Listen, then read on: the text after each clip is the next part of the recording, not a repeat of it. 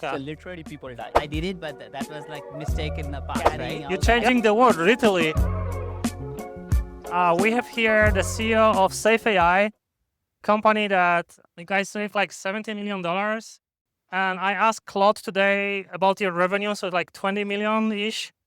And it's already, the deal is like you already make the company, sell the company, which is great. And probably we should ask you what is next. But because this is Friday Funders Gathering, the whole idea is to actually try to roll back to the moment where you started this, or maybe slightly before. What causes you to start SafeAI? What was the main motivation? And yeah, let's learn from success story. Here we Thank go. you. And by the way, before starting, we're talking your company. You have been running for 17 years. You're doing this thing. That is amazing. So maybe I'll start from what SafeAI does. Sure. We are sitting in San Francisco. You know Waymo. Obviously, Waymo is all over the place. So think about SafeAI as a Waymo for heavy industry. Awesome. Yeah. So think about big mining truck, construction truck, which you don't think about every day, but you see them.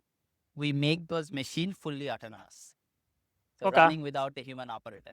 So you just add like 1-2 cameras and some steering wheel add-on, and you just add extra components. So make a normal diesel, old school machines really autonomous, right? It's literally like Waymo. So Waymo takes any car, they put bunch of sensor. We also put. But you don't make the whole car. You just make some add-ons. Waymo doesn't make the whole car. Yeah, either, that's right. So so what Waymo does, let's say a Ford truck, a Ford car, or a GM car, or a Toyota car, we do for the Caterpillar Komatsu. That's our kind of vehicle, and we add sensor, and it looks very beautiful like Waymo. It's not like just add on. It's like a beautiful. It's cameras. It's lidar. Camera, lidar, radar, GNSS, exactly the same. So no changes.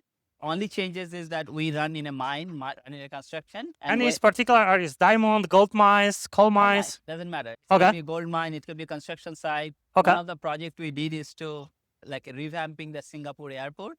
So think about that kind of big project. So in those projects, there are so many machines. So these are like earth movers. This is the earth movers. Earth movers, earth digger, so moving, pushing, carrying. You're changing the world, literally. I read about the Chinese project for building a big dam. Because they build such a big dam, the Earth slowed the rotation for like 0.3 seconds a year or something. So that's right. You perhaps also make our sleep longer or shorter a little bit. That's right. Awesome. That's what we do. We basically make those vehicles autonomous. So SafeAI meaning one car is not damaging other, like not falling into other or not killing people. What is safe? So SafeAI main thing is that the origin of the meaning is that if AI is doing your driver, so right now obviously everybody know AI is becoming your everything. Yeah. Your accountant, your driver, your doctor, your everything. They better be safe. So the idea of SafeAI is that it's an AI that has to be safe to do a safety critical task. Idea. And where you guys started? Because of course this day technology is different, but I guess you started like 7-8 years ago. Yeah, but I mean we started 2017, almost 8 years ago. Just to give you a kind of sense, autonomy or self-driving has been happening since 90s.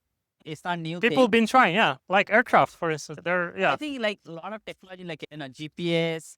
Think about internet. These are always the technology that come from defense, then come to the regular world. Autonomy is exactly the same. US defense is already doing it back in 90s. Early 2000, they decided to give it. So you did an army? What was your connection? Do you have?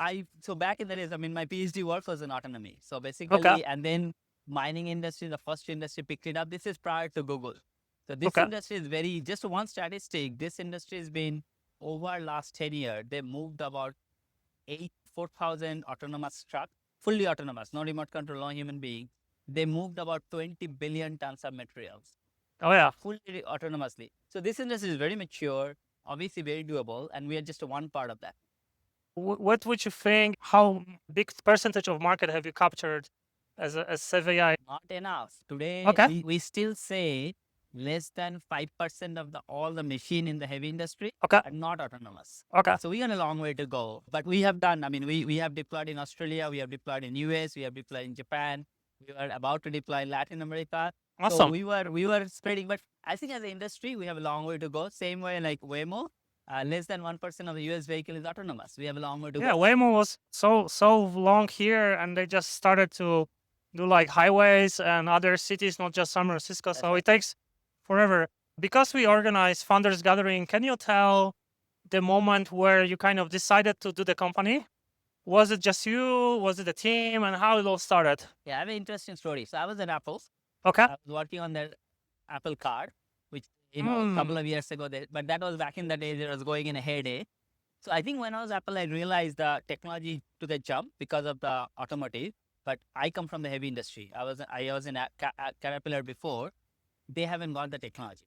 So it's not so much about I wanted to start the company. It's about I am probably equally uniquely suited because I understand the technology, understand the heavy industry. I can do that. So that's why I did it. Not to start a company, but I was like uniquely suited for it. I had 3 other friends who were like, yeah, we'll do it together. Okay. And I left Apple and they were in a similar big company like Apple. So and I was like, I left Apple, let's go do that. They're like, no, we are not leaving. Because when you come work for a company like Apple and Facebook and all that, it's They hard give you to leave. golden They give you a lot handcuffs. of money. They give you a lot of money. But I think for me, so I left and they were like, no, we're not leaving. So I started alone. But it was a good journey. We built the team 115 people. Yep. We ramped up the team in 4 countries, US, Japan, Australia, India. We deployed in all those countries. So it was a lot of fun over the last 8 years. So what was your sales strategy? Did you just knock on doors, say, hey, Mr. Mine owner, here's my technology, give us a pilot? What was the, Yeah, I think for mining concept? and this kind of industry, what I call it is a very closed environment. So you come from the world. We used to, like, not just me, but our team used to work in the mining industry, okay. work in the construction industry. So we knew them, they know us. So yes, we knock on the door, but the door was, we know which door to knock and we know who is going to open those doors. And how do you, because on one end, working in Apple, I read you did 2 master degree and 1 PhD. So it's very like white collar, sophisticated, and mining is very blue collar. How do you connect those 2 words? So one thing, maybe because some of your audience are still in school, I would say don't spend time in school too much. Okay. I did it, but that was like mistake in the past, right? Yep. I cannot fix it. But no, you don't have to do all that. I did it, but that was then back then, I had a lot of fun, but you don't have to go to so much school. That's the first thing. Second thing, no, mining industry is here. There is one side is blue collar, but mining is extremely sophisticated. Okay. And as I said, mining started Autonomy before Google started. Okay. Caterpillar is the largest mining equipment maker. Think about what is the main motivation? They just want to run it 24/7. The main motivation is like the use case totally makes sense. It's middle of nowhere. It's in a dirty area. It's in a very unsafe area. So absolutely making it autonomous makes sense. And it's also easy to do because it's a dangerous, meaning you're getting underground and you're diving underground. Just a simple example. Let's say 2 trucks are running. Yep. They tip over. Right? This operator drives 12 hours a day. Oh yeah. They literally, the trucks tip over. I mean, it's not a good statistics, but the fatality rate in this industry is very high. Oh, okay. So literally people die. Second thing is that you have the trucks are so big and maybe a lot of people haven't been, they don't understand. Think about this coffee shop. A truck is this size. It's a 5 to 10 million truck. You have to walk in a stair to get into the driver's seat. So these are like, basically first story, second story kind of thing. So they're massive size. So any small error and there is a people do die. So this is just a inherently unsafe area. You also doing in the middle of nowhere. Like mine is not sitting in a San Francisco. Mine is like all the weird places. So I think this industry, not just a mine, construction, agriculture, is just naturally inherently ready for autonomy. Because boring, mundane, unsafe. Imagine that's where autonomy just hits so perfectly. So let's say one of our viewers is a founder. They also want to maybe sell to mining industry or similar. Do you just have like list of addresses and you just like phone call them, email them, LinkedIn them? Did you record them a video message? Like what was how do you get in front of decision makers? You will be able to get in front of them. The point is that can you speak their language? Okay. Right? So if you go and let's say you have some software product or whatever product and you are selling what you think is the problem is, but you actually don't know the industry.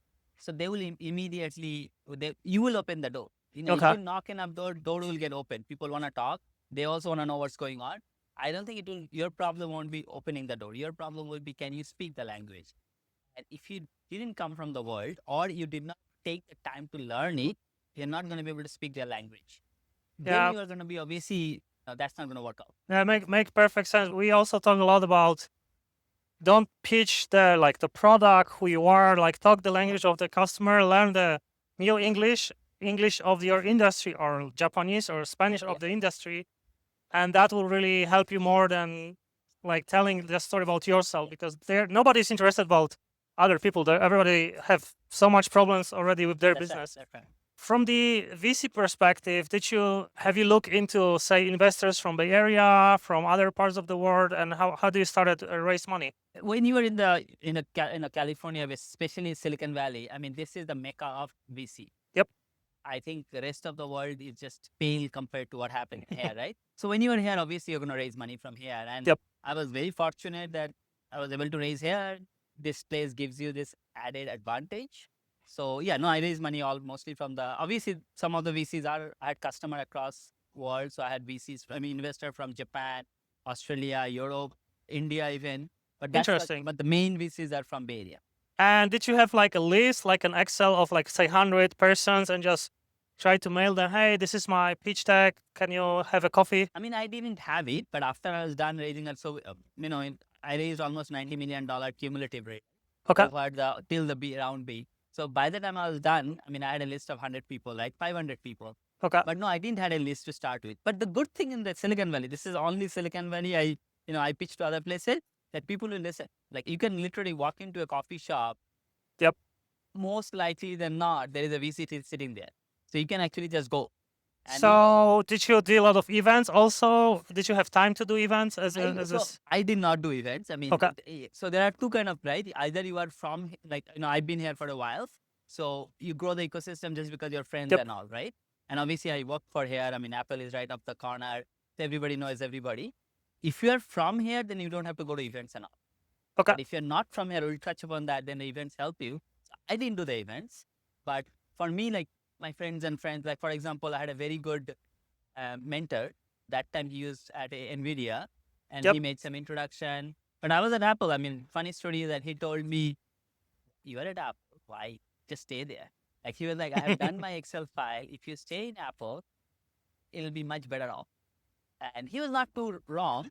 It is. That was your mentor, right? It is mentor. So he made a couple of introduction. Yep. And one of the introduction is one of them did a pre-seed check. Obviously, that's part the neck. So this ecosystem has a lot of connection, and people are genuinely interested to, like, if you have a good idea, here people are very forward thinking, they're open. That's one of the difference you'll find compared to the other parts of the world. People are more open. People want to hear your idea. People 100%. have money. Yep. People will make the connection. They don't say that, if I make connection, like for example, maybe for one of your audience, I can kind of share. If anybody has an idea and they want the intro, I probably have 500, 600 VC in my connection, right? Absolute.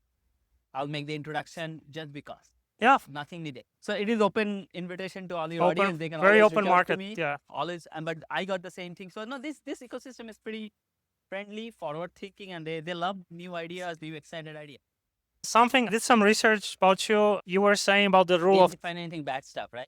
all the good All stuff. the good stuff. Okay, don't say the bad ones. So the good stuff, you're saying the 10-90 philosophy. So 10% development, 90% deployment.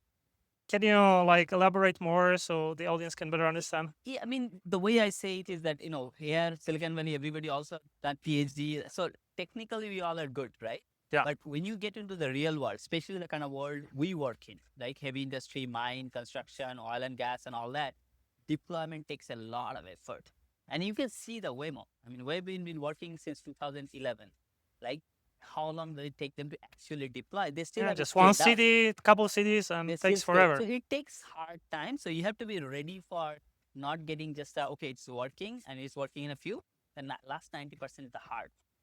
And that will, but if you also do that, then your business is going to be big business and you have the more. Technically, what was the most difficult? Because you didn't manufacture the trucks. I assume you're not manufacturing the cameras themselves. You're kind of integrating existing hardware pieces, communication pieces, maybe like battery, all together. So what was the most, do you create an algorithm so that this all can talk to each other and make decisions? The main part is the algorithm. Okay. That is the hard part. Okay. The way we say that when 100 years ago, we invented or we come up with a car and all that, metal was the thing. That's called industrial age. Yeah. Building metal was your advantage, right? That's why Caterpillar, Ford, and Volkswagen and all that. But today is the age of software. Yep. Metal age is over. So no, we do and it's coming back. We'll talk about physical AI. Yeah. But no, I mean, we do the software. We do the AI. We do the software. We Okay. got about over 40 patent on that. Funny. So it's all the software. Interesting, because I heard the software patent is super tricky.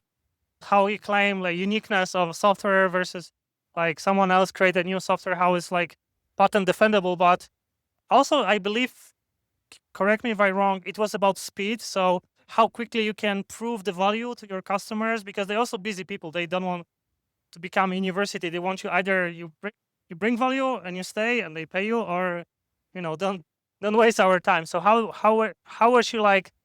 At which one you thought I'm ready now, and I can go and prove my value, and which one you still I'm not ready. I need to build my product. What was your and where you thought you actually got ready for your first say customer? Let me make one comment about Sure. your patent first, then I'll come to this. Totally. I have about 55 patents. Wow. So if anybody wants to know how to get through the patent, I can also support. So Yeah. open invitation to your audience as well. So answer to this question, I think for us, we're again, we came from the industry insider. So when you go knock the door, they just open, even if we be showing them the value proposition. Okay. But they know we come from the world, we can do it. But if you are not, then you have to have a very methodical way to prove that. But don't try to prove it all. Like do very small piece. Okay. Like can you do the smallest, the easiest of the all, but do it, deliver it well. Like you don't have, because everybody, as much as you say they don't have the time, but they are actually also trying to solve the problem. So they will be more, as much as sounds the customer is more receptive than you think. It's just that your pitch has to make sense. So they will give you a chance. So if you try to go and say, let's prove out very small thing.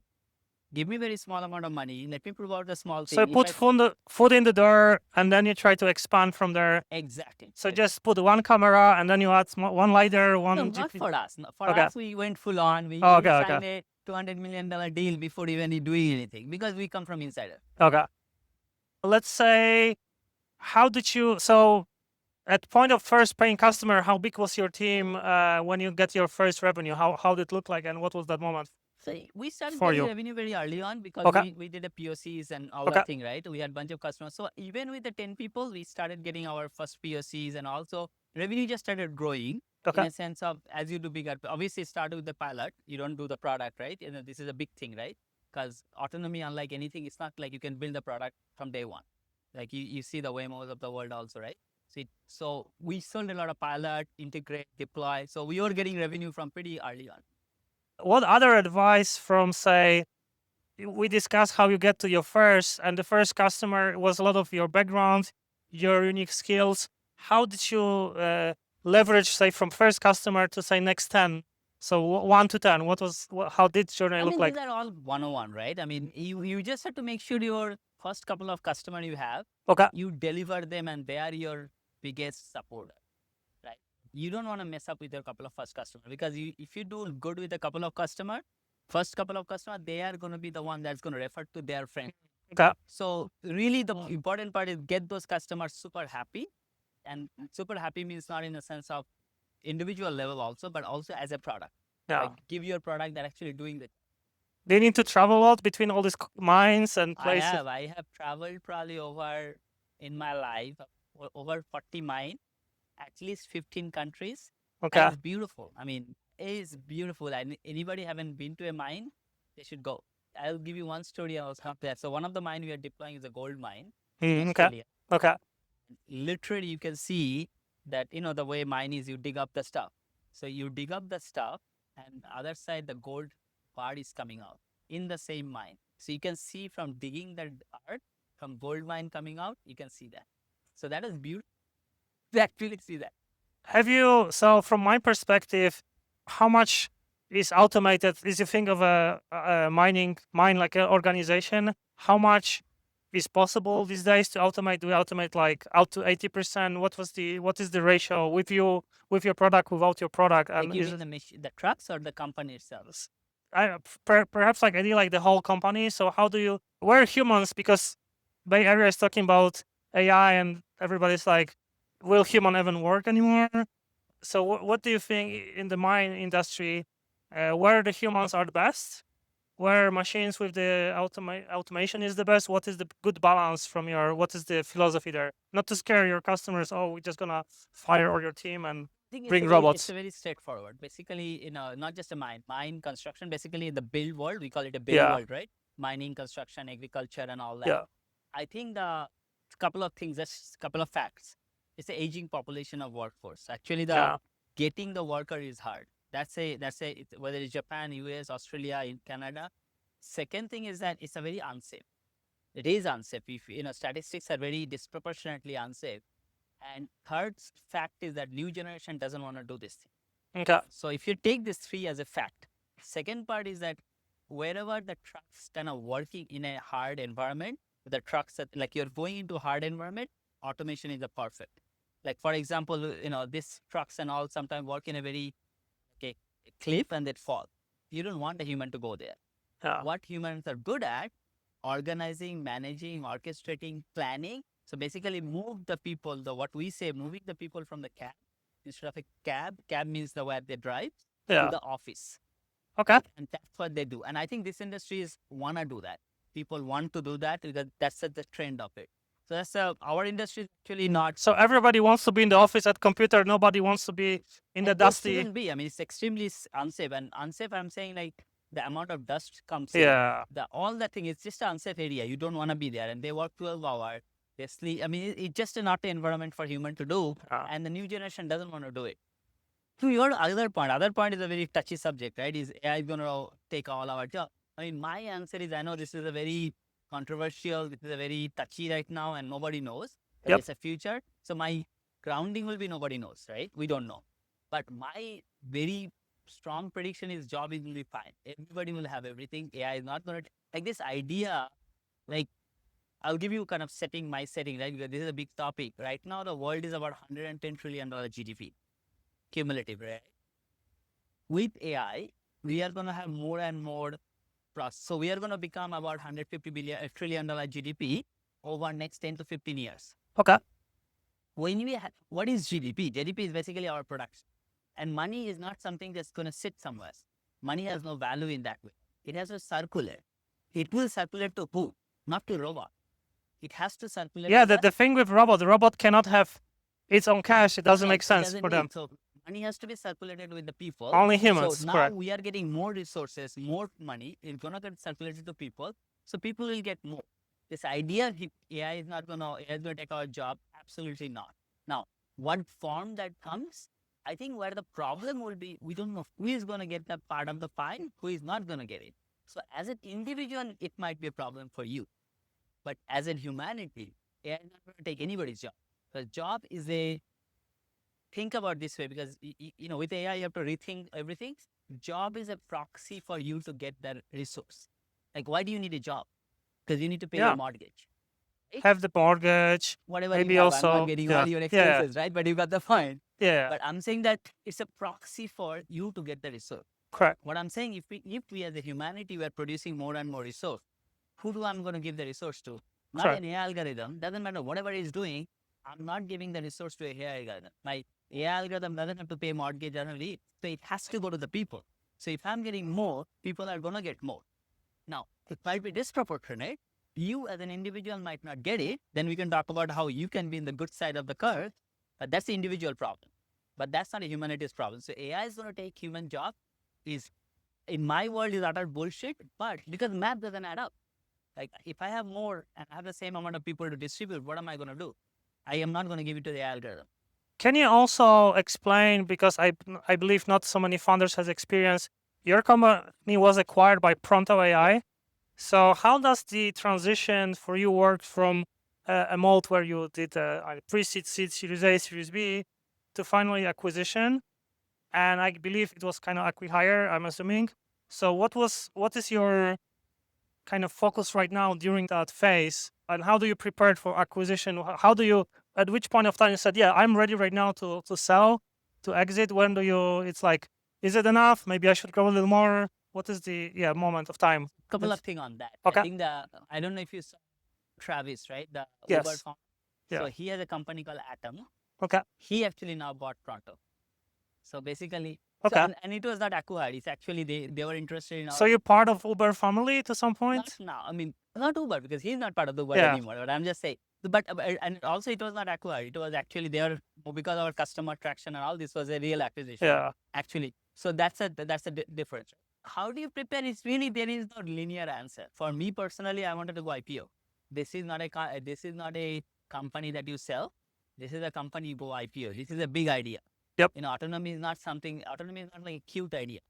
Autonomy is like a big idea. Either you do it or you don't do it. There is no. So I think the IPO thing. I mean, IPO versus M&A comes like, what is the financial situation? We were getting some offer.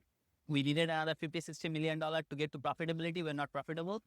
Yep. Even if we are going because we're burning a lot of cash, like same as Yep. any autonomy company. So when offer comes, you make the fund. It's a dollars and cents decision, and sometimes it makes sense, sometimes it doesn't make sense. Personally, as a founder, obviously I wanted to keep going. Like I wanted to Yep. IPO, I wanted to big, but obviously there is a dollars and cents decision as well. So that's where the decision comes. I think as a founder, everybody goes through that. So there is always a dollar price. Like there is always a price. At what price you said, okay, I'm willing to sell, and that Gotcha. comes for any company, even a very mature public company sell. Everybody has a number. That's it. Everybody has a number. That's Every the saying. company has a number. Okay. And sometimes you don't take the number. Famous story is Yahoo's story, right?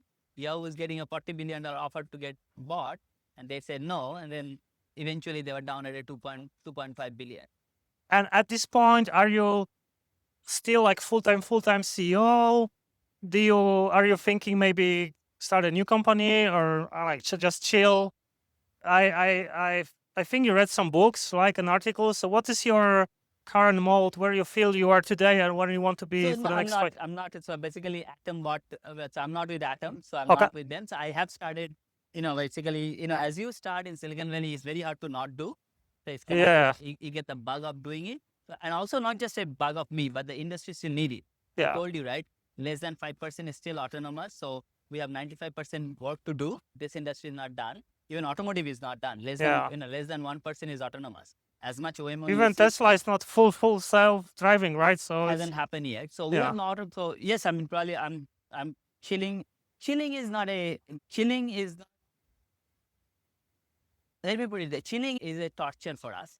No, Okay. we don't want to chill, right? I think you don't do startup because you do startup and then eventually you want to chill.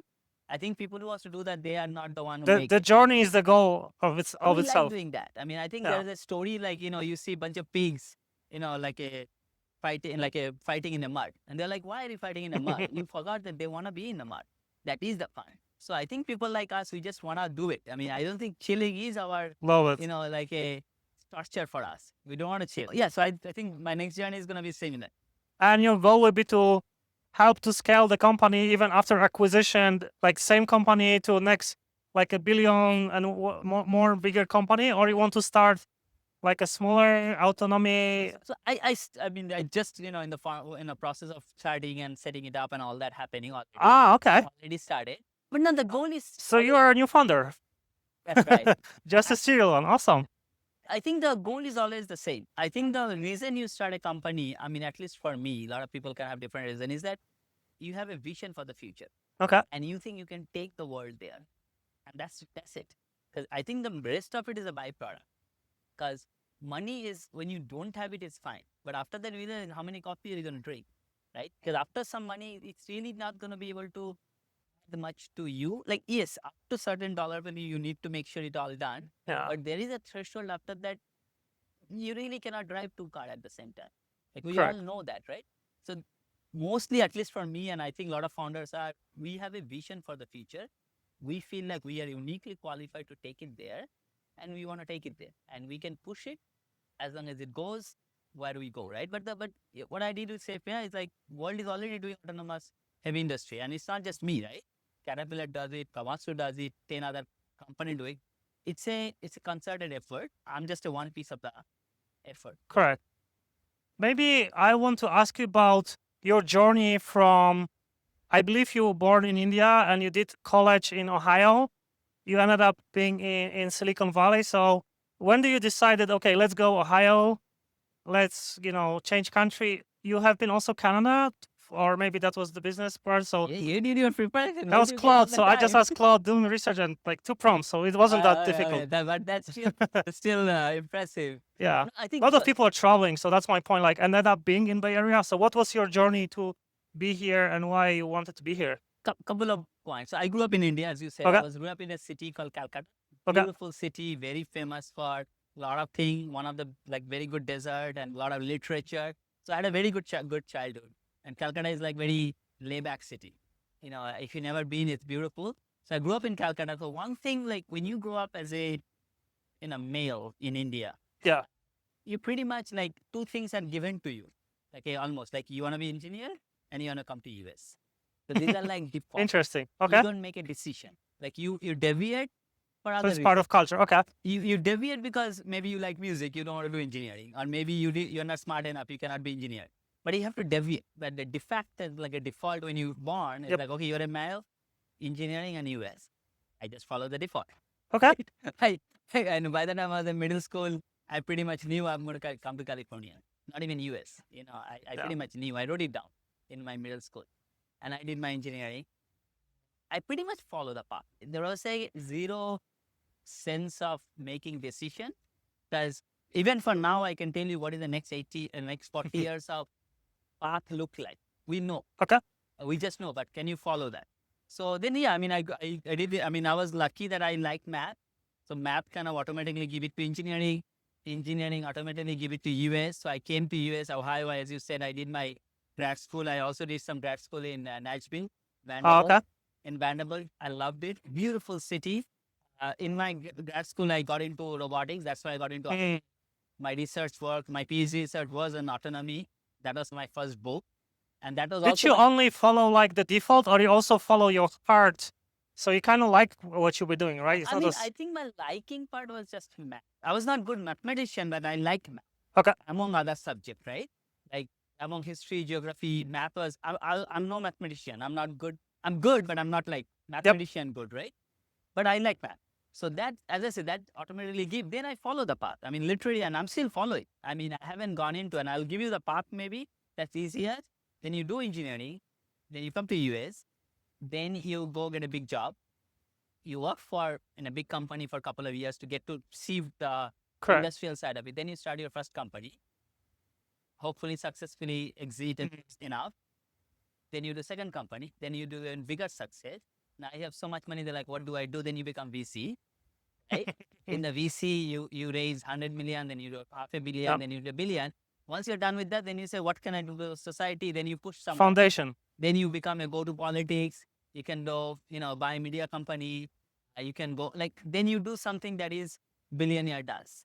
So two more questions to you. First is like, how do you keep yourself motivated during your journey, starting for like, mid school, high school, college to where you are today? And then I could do my second question. So Yeah, I think there is the important part to that. How do I keep myself motivated? I think I'm naturally, like when I look at the world, okay. so excited. I think the important part is that I talk to so many people, younger to older, right? I talk to people who are like 5, 6-year-old, all the way up to 70, 80-year-old. Okay. And there is a lot of pessimism, right? I talk to 20, 23, 24-year-old, like a new college grad or college student. They're like, what is going to happen to my job? I was like, what is going to happen to your job is fine.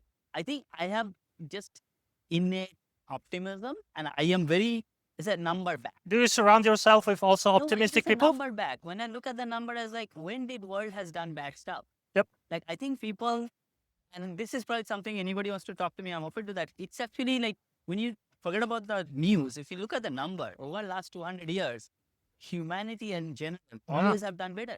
We have more food, we have more Correct. resources, we have more coffee, we have everything more. Like I do not understand the pessimism. Like here's a small sponsorship. Thank you for. It's actually not a coffee, but it's a pretty awesome juice. So we have enough of this here. So my point is that I think I'm innately optimistic. Okay. And if people are not optimistic, they are feeling eerie about what's going on, I would love to talk to them. So I'm innately positive. Is Bay Area also the place where people are more optimistic, so it helps you keep pushing? I think Bay Area beauty is that obviously it has everything, right? It has the money. Bay Area has more money than any other place. Correct. It has the smartest people. And because it has the smartest people, other smart people come. Yep. So it has this effect. Avalanche. Yeah. The effect, which is when you have the money and the smart people, life is usually good. So then automatically optimism also comes. So I think the Bay has this very unique positive multiple going on. But in general, actually, I mean, if you actually look at very carefully, things are actually getting better. I know people have this very skewed statistics, but if you look at broadly, so your answer to your first question is that I am innately optimistic. I'm very optimistic about the future. I don't think AI is taking anybody's any job. We are going to have more money. I think it's going to unlock human potential. Another thing people do not realize that we are not done. Like the way AI is getting, like people don't realize AI gets better. ChatGPT 4 to ChatGPT 5 to ChatGPT 6 to ChatGPT 7. What do you think human brain is going to do? We're going to sit with our brain like the way we are? No. Our brain hardware will change. People don't realize that. Our brain hardware has not been the same for the last 200,000 years.